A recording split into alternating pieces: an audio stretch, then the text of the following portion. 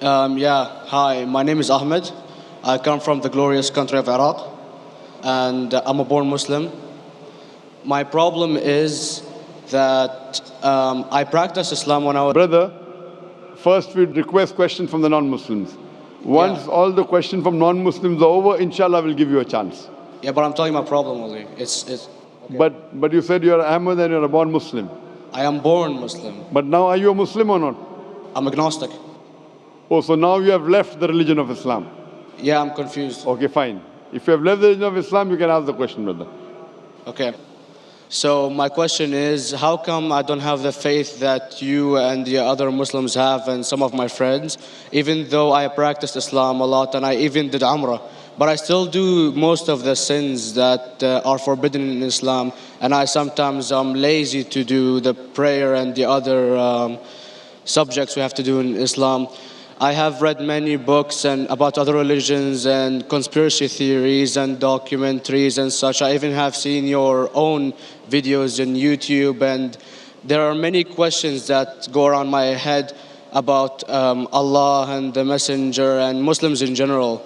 And basically, the most important question is you said in one of your debates or questions that Allah is the creator and He's uncreated. But I have realized, how can the uncreated exist? And if He exists, how can we notice Him? How can we see Him or hear Him or feel Him or know of His existence if He's uncreated in our own dimension or so? That's one of the questions. Brother Ahmed said that he is a born Muslim. He comes from Iraq. He read the Quran, he read the books, but he commits many sins. He believes maybe sometimes he's agnostic and he's lazy for praying. Brother, before I answer your main question, if you do sins and if you are lazy for praying, that does not make you a non-Muslim. As long as you believe that praying is fard, sometimes you miss, it's a sin. It's a major sin that you sometimes don't pray, but that doesn't make you a non-Muslim. If you say praying is not required, then you're doing kufr. But if sometimes you do sin, sometimes minor sin, sometimes major sin, it is haram, it's forbidden, but that does not throw you outside the fold of Islam.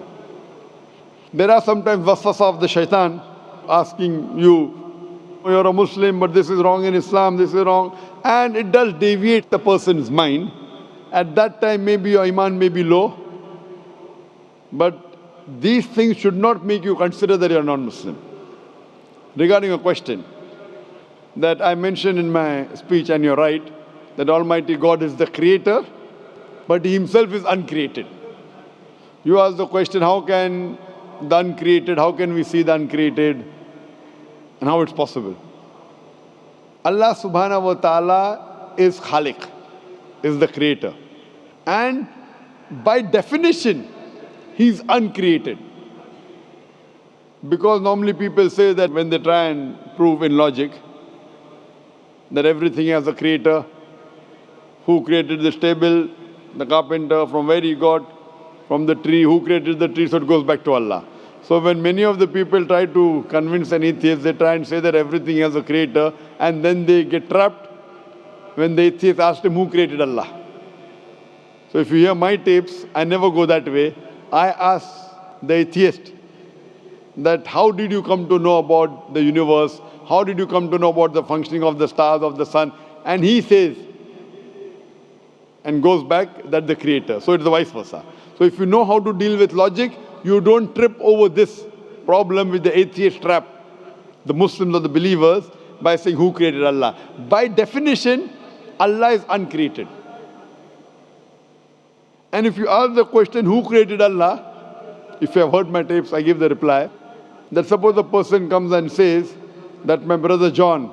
Yeah, I know, I saw that, I heard that's funny, but I mean, how does He exist if He's uncreated? Not that is Allah. created. Yeah. How That's can the He difference exist? between you and Allah. How does He exist means He was existing. He doesn't have a beginning. You and I have a beginning, that's human being. So that is the difference between us and Allah. You can't say that Allah has to be like us. If Allah is like you and me, why should we worship Him? I see, but have you heard of the phenomenon, the Big Brother? used by various orders and political agendas to control the people and such by implementing it into multiple gods, and then later on it became a monotheistic religions all over the world to make it easier for Big the Brother, people to... sorry, I've never heard of the religion Big Brother. It's not a religion. It's like a theory, an idea, basically. For What does it say? Yes? What does this idea say? What does it say? Is that when you have a big brother, it's easier for you to live life. When you have someone watching you the whole time, understanding you the whole time, protecting you the whole time, being with you the whole time, and you can talk to him, although he never talks to you back, maybe in your dreams, due to your mind and such, it's easier for you to live. While a human who does not have a big brother and is not easily controlled into doing so and is having complete freedom is a danger for the major ruling powers and such. What does this say? I don't understand. Big Brother may be the Big Brother, may not be the... What does it have to do with Islam and God? What does it have to do? Because basically Allah is watching you the whole time. So you want to say that Allah is like a big brother? Indeed, you use him for your protection so you won't be scared. You know what I mean? See, this is the hypothesis. Hypothesis. If you have heard, how do I convince an atheist? If you have heard my answer, that you said that you're agnostic, you're atheist. Yeah. So first thing I do to an atheist is I congratulate him. What? I congratulate him. Have you heard my answer of atheist? Yeah, you congratulate them and stuff. But I haven't seen your debates with the atheist. I just saw your answers on some questions. Fine, so you haven't seen the answer of atheist? No, but I've seen your debate with David William Campbell. And that David William Campbell is not an atheist. Yeah, yeah. Now when an atheist tells me he does not believe in God like your theory of Big Brother, yeah, and if you believe in that theory, I will ask you, first thing I do to the atheist, I congratulate him. You know why? Yeah, because they think and they don't follow what their parent does and such stuff like that. No. I congratulate him because he is not doing blind belief. The other people are doing blind belief. He is a Christian because father is a Christian. He is a Hindu because father is a Hindu. Most of the Muslims are Muslim because father is a Muslim. He is thinking. He says there is no God. He has said the first part of the Islamic Shahada, La ilaha. The reason I congratulate him is because he has said the first part of the Islamic Shahada, Islamic Creed, La ilaha. The only thing I have to do is illallah, which I shall do inshallah. So if you have heard my answer, an atheist becomes an atheist because he believes in science, he believes in logic. Or I ask him that if an equipment is bought in front of him, which no one in the world has ever seen, and if the question is asked, that who will be the first person who will be able to tell you the mechanism of this new equipment? What is the answer? Of course, he's going to tell you the producer or the maker of this equipment. Creator, producer, maker. So when we ask him questions that how did this universe come into existence, he will talk about the Big Bang. This what we're going to talk is already mentioned in the Quran 1400 years ago in Surah Anbiya chapter number 21 verse number 30. Avalam yaral lazina kafaru anna samawati wal arda kanat ratkum fataknahuma. Do not the unbelievers see that the heavens and the earth were joined together and we clove them asunder. This what you came to know 50 years back is mentioned in the Quran 1400 years ago. Who could have mentioned that? Well, in various civilizations in like 2000 or 5000 BC before Islam came or Christianity itself, there was various civilizations that are good in astronomy and they know more about our solar system than we do now, sadly. Brother, your knowledge of science is little, not in-depth. I do agree. There are certain things which were known as hypotheses. For example, we came to know, we were proved that the earth was spherical in 1577.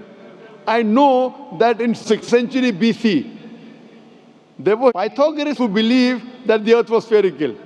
But the same Pythagoreans who believed the earth was spherical also believed that the earth was the center of the universe, which is wrong.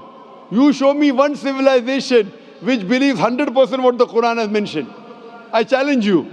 What you say, so do you mean to say there was a person who said, okay, this civilization, out of 100 things, these 2 things are right. Out of 100 things, these 5 things are right. Out of this 100, and picked and chose. Who can do that? No one besides the Creator. Even if you know that there were 10 different civilizations, hundreds of civilizations, there is not a single civilization that you know in the past which knew 100% of science what we know today. So where is your logic? Where is your theory? I do know that certain things were hypotheses, which were proved later on. But there is not a single civilization which knows everything what is mentioned in the Quran. So the answer goes back to the original question, who could have collected this in the Quran? Someone 1400 years back, could he do and say, okay, out of these 100 things, these 3 are right, out of these 100 things, these 2 are right, out of this, it's not possible. Mathematically, it's not possible. Well, you never gave the idea of extraterrestrials or so. I mean, knowledge is power. And Brother, I'm asking a simple question. We are not come here to have a debate. yeah. I'm asking you a question, point out a single civilization, you're asking something else.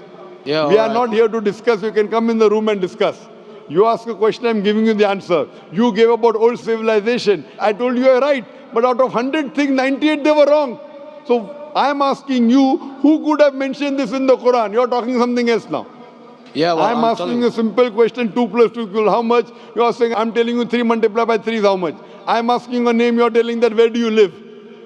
I'm asking a simple question, name me a single civilization which has everything what was mentioned in the Quran.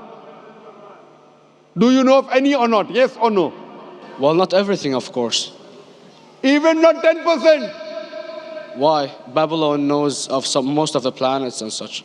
Planet is not the only thing mentioned in the Quran. There are 1,000 things mentioned in the Quran. To say what 1,000 things are mentioned in the Quran, 10% would be equal to 100 things. Did Babylonian civilization knew about 100 things mentioned in the Quran? No, because they You don't have the cannot. IQ They level knew of that 5 or 6 things. In percentage wise, very small. So Of course. who can be the author of the Quran besides the creator to know what is right, what is wrong? Today science has established the hypothesis mentioned by Babylonian so many centuries back is today proven.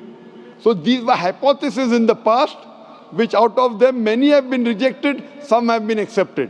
So to collect all which is 100% correct has to be from the creator and no one else. Hope that answers the question.